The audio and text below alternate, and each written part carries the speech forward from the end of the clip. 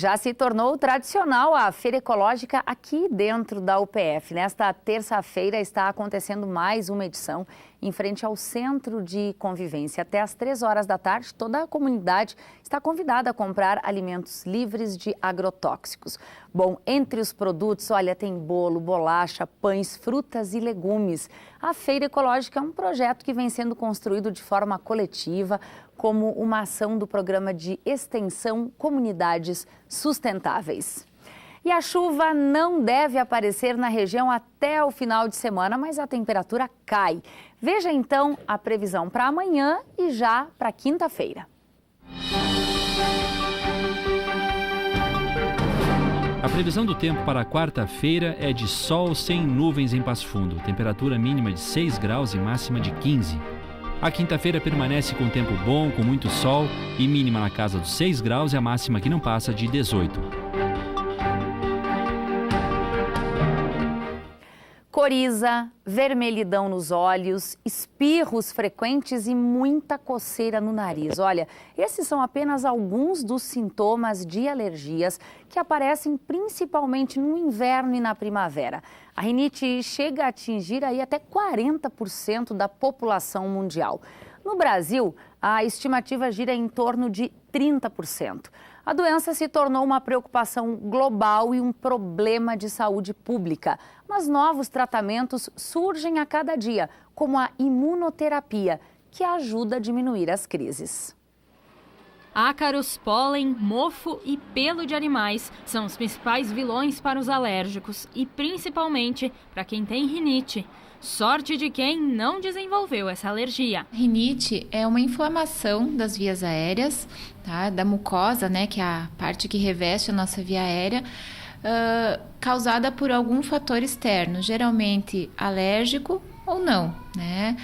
Os sintomas principais da rinite: a coceira no nariz, espirros em salva, que é aqueles espirros um atrás do outro, né?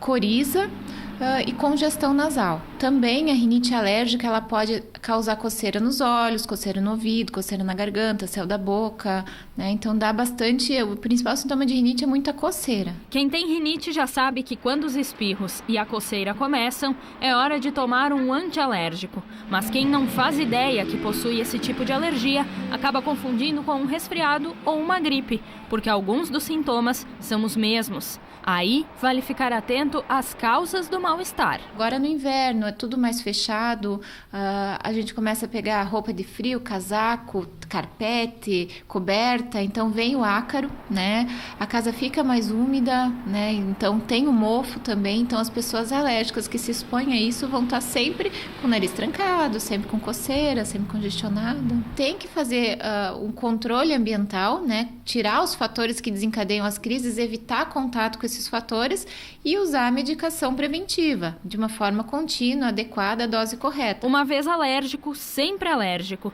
E para tentar contornar as crises, novos tratamentos aparecem com a evolução da medicina e com o passar dos anos, como a imunoterapia. A imunoterapia com alérgenos, ou também chamada como vacina para alergia, é um tratamento feito para dessensibilizar o sistema imunológico do paciente que tem alergia a algumas substâncias. Então, são tratamentos feitos a longo prazo, o tempo em média de 3 a 5 anos. Ajuda para as doenças de rinite, asma e também para alergias de venenos, picada de insetos como formiga, abelha, vespa. Como o tratamento é prolongado, os resultados aparecem um pouco mais tarde. Com 6 meses, já dá para perceber certa melhora. É o caso do Juan. Desde janeiro, ele faz as vacinas para tentar diminuir as frequentes crises fortes de rinite. Uma vez por semana, ele deixa Tapera e vem para Passo Fundo para continuar o tratamento. Quando eu era pequeno, a minha mãe disse que eu já comecei desde criança a ter esse problema. Daí agora que nós começamos a correr atrás para ver de um tratamento para melhorar isso. Durante esses 6 meses, deu uma vez só uma alergia em mim.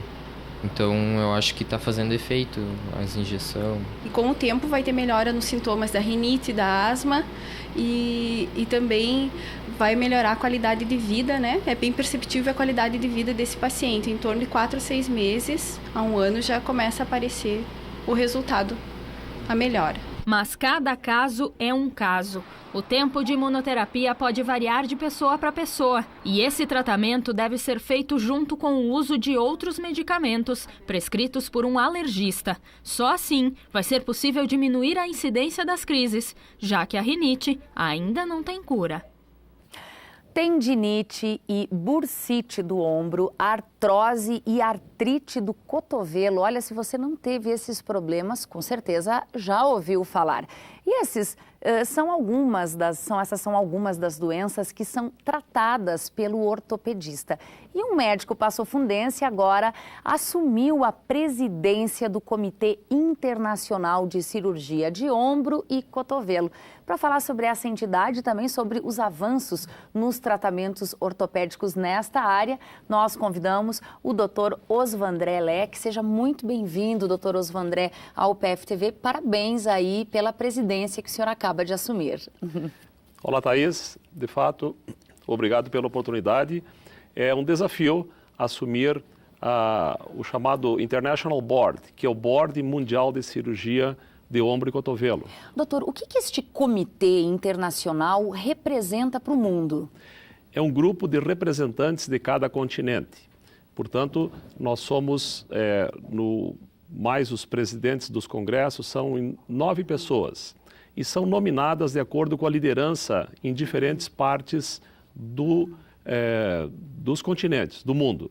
E esse board visa, acima de tudo, melhorar os avanços e congregar toda essa produção científica internacional.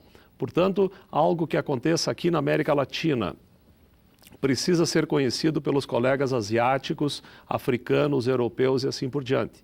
É uma maneira de pensar os avanços médicos desta área do ombro e cotovelo de forma global. Doutor, e como é que surgiu a sua indicação, a indicação do seu nome para a presidência desse comitê? O senhor já foi presidente da Sociedade Brasileira de Ortopedia, mas agora é um desafio ainda maior. Exato. Eu presidi algumas entidades médicas no Brasil e isso trouxe, de fato, uma visibilidade internacional. Em 2007, junto com um colega paulista, o Kekia, e um baiano, o Visco, presidimos o Congresso Mundial do Ombro aqui no Brasil. Isso trouxe uma grande visibilidade para toda a comunidade de cirurgiões do ombro do Brasil. Eu fui convidado para pertencer ao board. E nos últimos 3 anos fui o secretário desse board, em que eu fiz assistência ao presidente, que é o chefe da Universidade de Colômbia. E no final, ele fez então esta indicação para que eu assumisse esta presidência. É a primeira vez, desculpa, doutor, que um brasileiro assume essa função ou a primeira vez que um latino-americano assume essa função? É uma honra especial, à parte. Apenas 4 líderes mundiais estiveram nessa presidência. 3 americanos e 1 inglês. Portanto, é um local muito competitivo, onde de fato conta o teu currículo, as tuas produções científicas e, essencialmente, aquilo que você fez pelo progresso da cirurgia do ombro e cotovelo na sua região. Eu tive, de fato, surpresa ao ter essa indicação, mas, olhando o retrospecto, de fato, nós fundamos aqui, ainda na década de 80, a Sociedade Brasileira de Ombro. Depois fundamos a Latino-Americana e a gente vem contribuindo cientificamente através de livros e através de produções científicas em revistas ao longo da vida. Então isso veio coroar mais ou menos um trabalho feito ao longo de décadas. E claro, sempre trazendo o Brasil, o Rio Grande do Sul e Passo Fundo dentro desse nome. Doutor, é possível falar rapidamente na quantidade, na proporção dos avanços da ortopedia brasileira em especial? Claro, quando você fala em ombro, hoje é possível substituir uma articulação e transformar um ombro sem dor e com movimentos.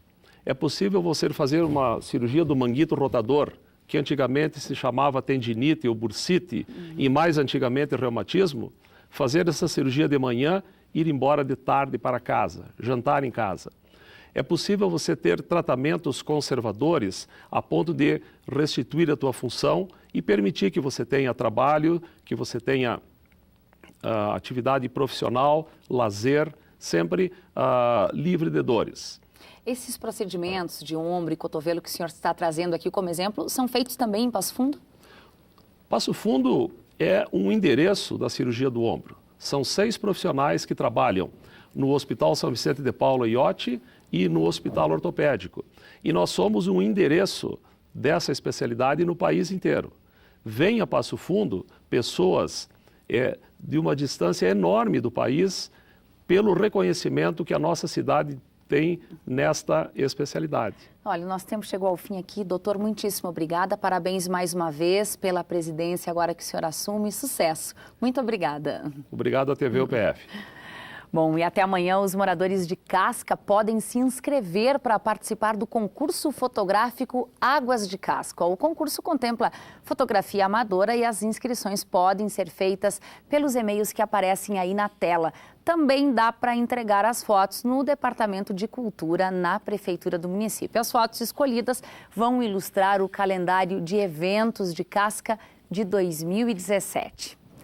Agora imagine se a sua casa virasse um museu nos próximos anos para que os seus costumes fossem relembrados por todo mundo. Olha, foi exatamente isso que aconteceu em Sarandi. Uma das primeiras casas de alvenaria construída no município, lá em 1923, se transformou em um museu. Os visitantes podem relembrar a época da colonização italiana e fazer, é claro, uma viagem no tempo. O acervo do Centro Histórico do Imigrante conta com mais de 270 peças que foram doadas pela própria comunidade.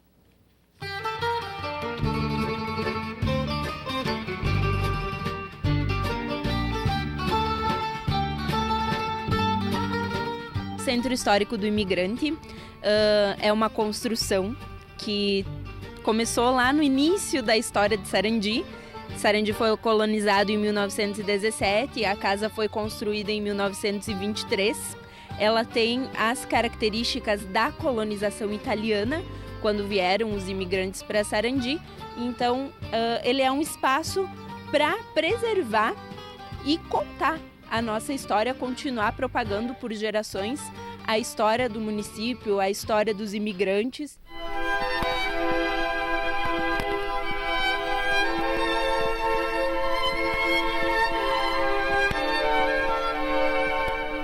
Nós temos um acervo bastante variado e que traz toda a história do nosso município, com as características da colonização italiana e alemã predominantemente, né?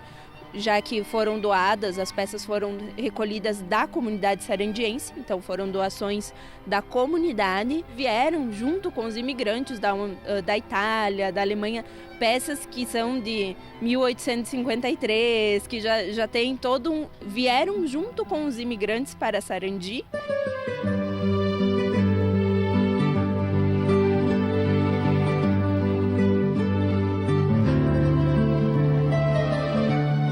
Por muito tempo não se valorizou muito a história em si, as casas antigas, construções, os objetos. Então hoje a gente está trazendo toda essa questão do resgate da história, está vendo a importância que tudo isso tem para a nossa sociedade. Então o município, pensando nisso, a administração adquiriu e restaurou, tornando assim o Centro Histórico do Imigrante, né? E trouxe para dentro dele o acervo do Museu Municipal, tornando ele aberto a visitações. Então, depois de tudo isso, nós inauguramos bem recentemente, né? Foi ano passado.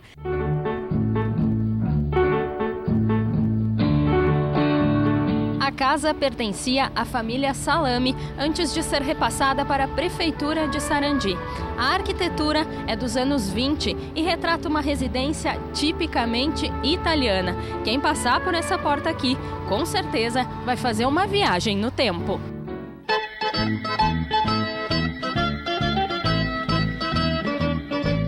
Hoje nós temos 112 metros quadrados de área construída. E são divididos então em 3 pisos, né? O porão, o térreo e o sótão, bem característico da época, bem diferente daquilo que a gente convive no dia a dia, né? E nós temos Embaixo, aqui no térreo, nós temos toda uma questão de ambientes. Nós temos o quarto, sala, cozinha, escritório.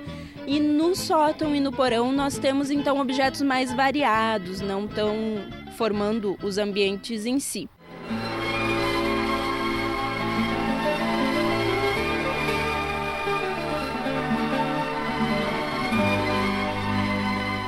Nós convidamos toda a comunidade que quiser vir participar, que quiser vir conhecer o nosso Centro Histórico do Imigrante, para que possam vir até Sarandi. Vocês com certeza vão ser muito bem recepcionados. Dá para matar a saudade, dá para conhecer como era antigamente e vivenciar um pouquinho disso. Então eu deixo esse convite para vocês, com certeza não vão se arrepender.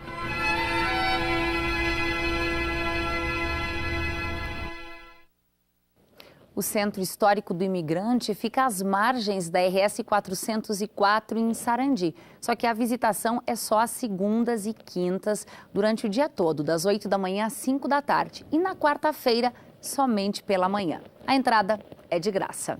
Hoje a gente fica por aqui. Agora você pode rever as nossas reportagens pelo Facebook da UPF TV. A gente se vê de novo amanhã, ao vivo, ao 12h30. Até lá!